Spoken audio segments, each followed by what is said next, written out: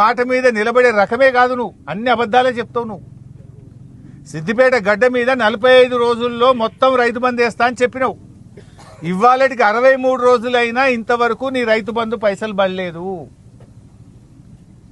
నువ్వు దేవుని మీదనే ఒట్టు పెట్టి మాట తప్పిన రకం. నువ్వు కనబడ్డ దేవుని మీదలో ఒట్టు పెట్టినావు. కొమరెల్లి మల్లన్న మీద పెట్టినావు, యాదాద్రి లక్ష్మీనరసింహస్వామి మీద పెట్టినావు, ఏడుపాయల అమ్మవారి మీద పెట్టినావు, మెదక్ చర్చి మీద పెట్టినావు. 15 ఆగస్టు కల్లా రుణమాఫీ చేస్తా అన్నావు.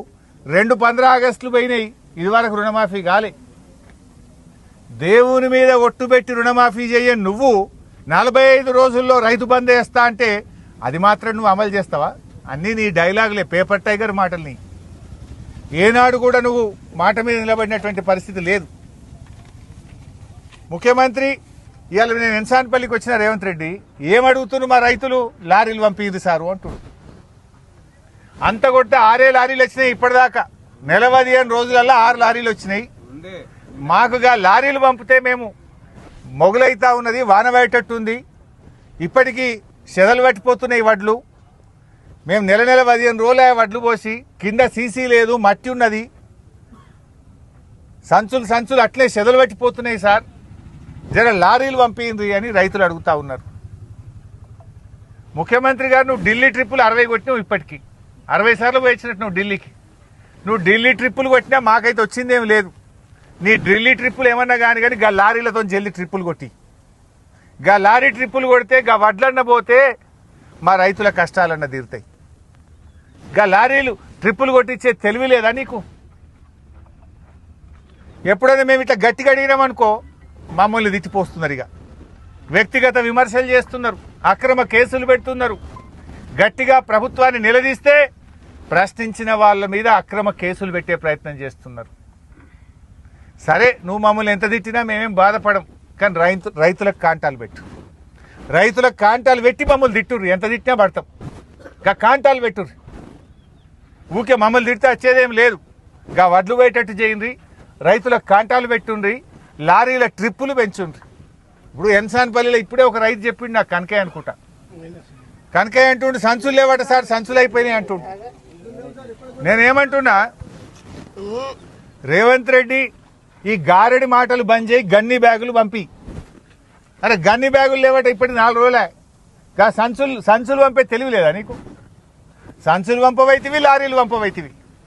ఢిల్లీకి ట్రిప్పులు బంద్ చేయి, లారీ ట్రిప్పులు పెంచు, గారెడి మాటలు బంద్ చేయి, గన్ని బ్యాగులు పంపించు. రైతుల గురించి పట్టించుకో. తిట్లు తగ్గించి ధాన్యం తరలించే ప్రయత్నం చెయ్యండి, లారీ ట్రిప్పులు పెంచండి, గన్ని బ్యాగులు సరఫరా చెయ్యండి. చెదలు పడుతుంది, వానలు పడే పరిస్థితి ఉంది, మొగులైతా ఉంది. యుద్ధ ప్రాతిపదికన అధికారులను పెట్టి రైతుల ఇబ్బందులు తొలగించాలని చెప్పి మేము ప్రభుత్వాన్ని డిమాండ్ చేస్తూ ఉన్నాం. 1-2 రోజుల్లో గిట్ట మార్పు రాకపోతే స్వయంగా నేనే వెళ్ళి కలెక్టరేట్ ముందు నిరవధిక ధర్నా చేపడతామని చెప్పి కూడా హెచ్చరిస్తా ఉన్నాం. వేలాది మంది రైతులను తీసుకెళ్లి కలెక్టరేట్ను దిగ్బంధం చేస్తామని చెప్పి కూడా నేను ప్రభుత్వాన్ని హెచ్చరిస్తా ఉన్నాం. రాష్ట్ర వ్యాప్తంగా కూడా 2-3 రోజుల్లో పరిస్థితుల్లో మార్పు రావాలి. లారీలు పంపండి, గన్నీ బ్యాగులు పంపండి, రైతుల్ని ఆదుకోండి. లేదంటే ఎక్కడికక్కడ అన్ని జిల్లాల్లో కలెక్టరేట్లను దిగ్బంధం చేసి ప్రభుత్వం మీద ఒత్తిడి పెంచాల్సి వస్తుంది. ఆ పరిస్థితి తెచ్చుకోకముందే తక్షణమే లారీలు పంపండి, తొందరగా ఖాళీ చేయించండి, తరుగు లేకుండా కొనాలి. రైస్ మిల్లులకు స్పష్టమైన ఆదేశాలు ఇవ్వండి. ముఖ్యమంత్రి గారు హైదరాబాద్లో కూర్చొని ఉత్తమ్ కుమార్ రెడ్డి చెప్పుడు కాదు, ఏ ఊర్లోకి వస్తారో రండి. అలా నేను ఇప్పుడు 12 ఊర్ల పేర్లు చెప్పిన. పొద్దున్నుంచి ఆ 12 ఊర్ల రైతులు 43 కిలోలు పెడితేనే మిల్లులు దించుకుంటామంటున్నారు అని చెప్తా ఉన్నారు. మరి 43 కిలోలు పెట్టమంటే క్వింటాల్కి 5 కిలోలు తరుగు పెడుతున్నారు. క్వింటాల్కి 5 కిలోలు తరుగు పెడుతుంటే నువ్వు ఆడ కూర్చొని తరుగులు తీసుకుంటే కఠిన చర్యలు అంటే మరి ఎవరు తీసుకోవాలి? చర్యలు నీ మీద తీసుకోవాలి, నీ తోలు తీయాలి. ఇప్పుడు నీ మీద కఠిన చర్యలు తీసుకోవాలి. అయితే మిల్లర్ల మీద చర్యలు తీసుకో, రైతుల్ని కాపాడు. లేదంటే ఇదే ప్రజలు తప్పకుండా నీ మీద కఠిన చర్యలు తీసుకునే రోజులు దగ్గర పడతా ఉన్నాయి. ఇప్పటికైనా మేల్కోండి. రాజకీయ విమర్శలు కాదు, పరిష్కారం చూడండి. తక్షణమే యుద్ధ ప్రాతిపదికన కొనుగోళ్ల ప్రక్రియను వేగవంతం చేయండి. ఇచ్చిన మాట ప్రకారంగా రైతు బంధు నిధులు వెంటనే రైతులకు విడుదల చేయాలని ముఖ్యమంత్రి గారికి నేను గుర్తు చేస్తా ఉన్నా.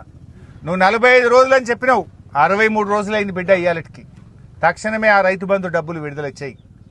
మక్కలు కొన్న రైతులకు ఇప్పటికి ₹1 రాలే, ఇంకా మక్కలు ఎక్కడెక్కడనే ఉన్నాయి. ₹1 కూడా మక్క రైతుకి ఇంతవరకు రాలేదు. 2 నెలలైంది మక్కలమ్మి. దయచేసి మక్క రైతులకు తక్షణమే డబ్బులు విడుదల చేయాలని ప్రభుత్వాన్ని డిమాండ్ చేస్తున్నాం. అదేవిధంగా సన్ఫ్లవరు జొన్నలు కొన్న రైతులకు కూడా డబ్బులు పడతలేవు, ఆ రైతులకు కూడా డబ్బులు విడుదల చేయాలని ప్రభుత్వాన్ని డిమాండ్ చేస్తున్నాం. Thank you.